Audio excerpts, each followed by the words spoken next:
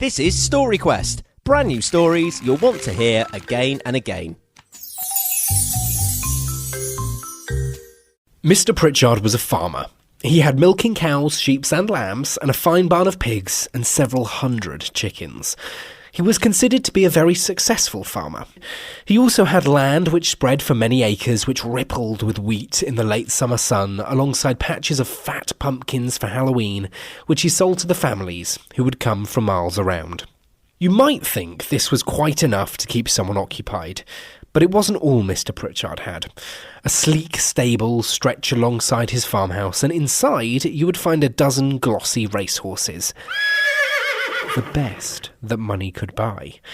They were thoroughbreds, which means that they were very, very expensive, and especially good at running and jumping, which they did at racecourses all over the country, winning many prizes and making Mr. Pritchard even more rich. Not that he needed the money. In a small stall at the end of the stable lived another animal. She was the only one of her kind, and she was not glossy, nor was she fast. She was a donkey named Daria. Daria didn't do very much at all, really, except for mooching around the paddock and chatting to the sheep in the next field over the fence. Well, I say that she didn't do much, but that isn't exactly true.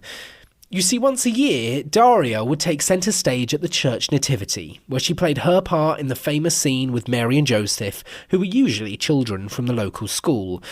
Mary would be perched on Daria's back, and Joseph would lead them through the aisle, and it was always terrific fun for everyone, except for Daria. She found the singing and the lights a bit much, and she'd never met a Mary who could sit still. They always seemed to fidget. But it got her out of the stable, and so she did her best. The racehorses all thought it was hilarious. Fanshawe, a particularly splendid black thoroughbred, whinnied with laughter as the stable hand came to collect Daria for the show. "Ready for your big day, Daria? It's a pity you can't win prizes for carrying children around. Did you know that I won Mr. Pritchard over £10,000 at my last race?" "The prize is knowing I'm helping to put the spirit of Christmas into people's hearts," Daria responded huffily. "The spirit of Christmas can't pay for hay, though, can it? I don't know how you can bear to carry those horrible children with their snotty noses and sticky hands. They're not exactly world-class jockeys, are they?" "I wouldn't want a jockey on my back anyway. They have crops to tap your flanks. I just get strokes. And I get apples, too.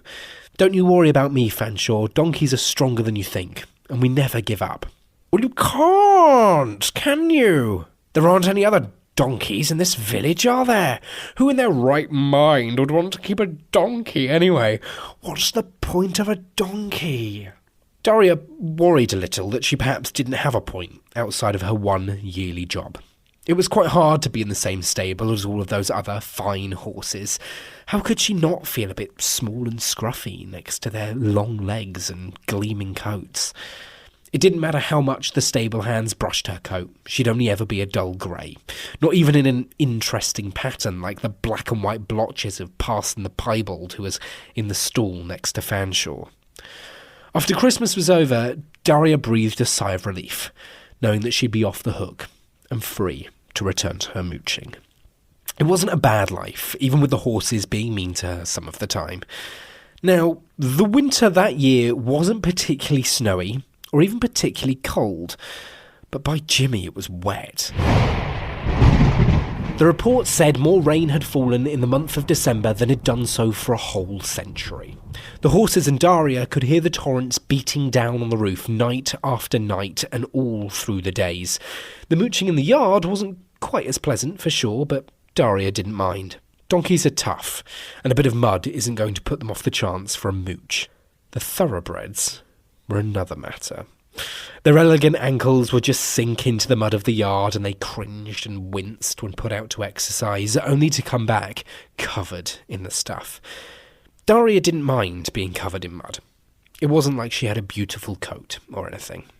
The rain continued as winter turned into spring. Mr. Pritchard grumbled as he tried to plant his crops, but the flooding on the land made that an impossible job. There would be no fields of wheat this year, and that meant he would not be as rich as he otherwise might be.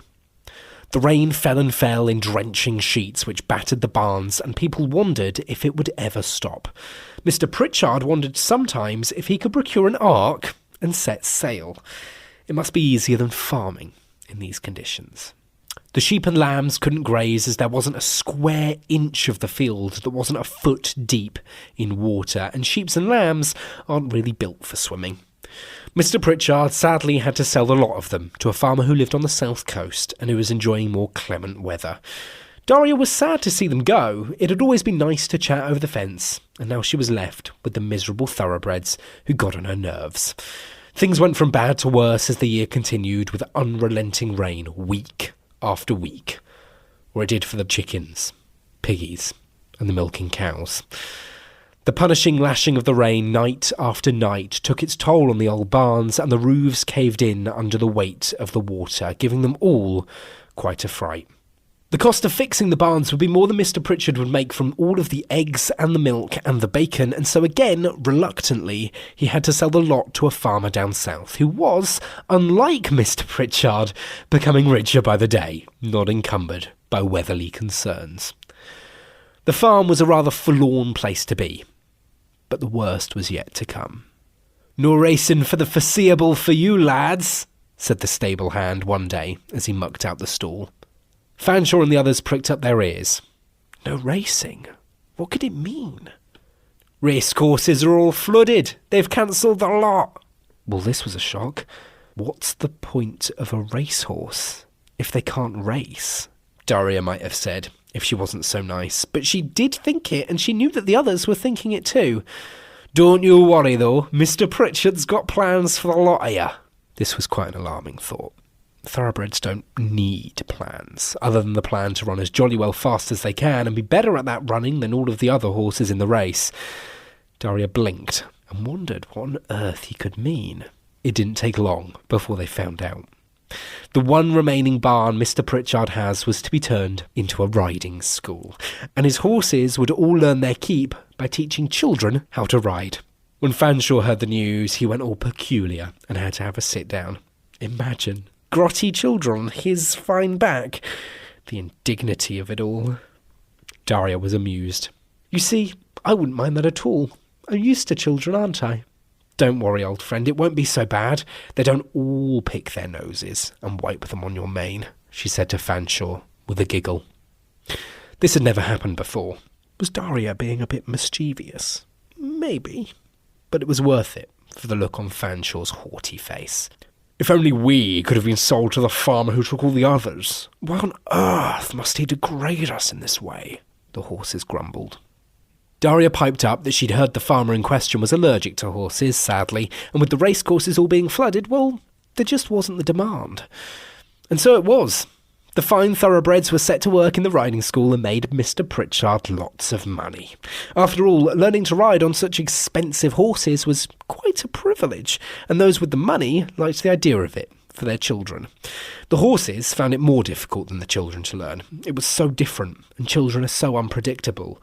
But Daria helped. When children were very small or scared of the larger horses, Daria would take them around the barn gently and wouldn't flinch or kick if they fidgeted. After all, she was used to this from all those nativity plays. The horses were surprised to see someone doing something better than they did, and the fact that it was a donkey was most surprising of them all. In time, as the rain subsided and there were more sunny days, the horses gained a new respect for Daria, and had to concede that maybe, just maybe, donkeys were in fact strong and useful, and whilst they may never win a race, they did indeed have a point. Thanks for coming on a story quest with us. If you like that story, make sure you're subscribed to the podcast so you never miss an episode. In 1972, a man called Odd Colin vanished without a trace. A huge mystery is about to be investigated on Fun Kids, and we need your help. No one has ever found out what happened to him. Until now. School friends Morgana and Alfie are looking into a notorious cold case, but their investigation will take some very unexpected twists and turns. Now sully my proud home with thy presence. It's a ghost! It's an alien! Greetings! Our Alfie, they're vampires. You can help Morgana and Alfie crack the case. Listen to each episode and then vote for what you think they should do next. Tell her you're not vampires. No, we are vampires. Truth Diggers. Episodes every Friday. Kids Podcast Network.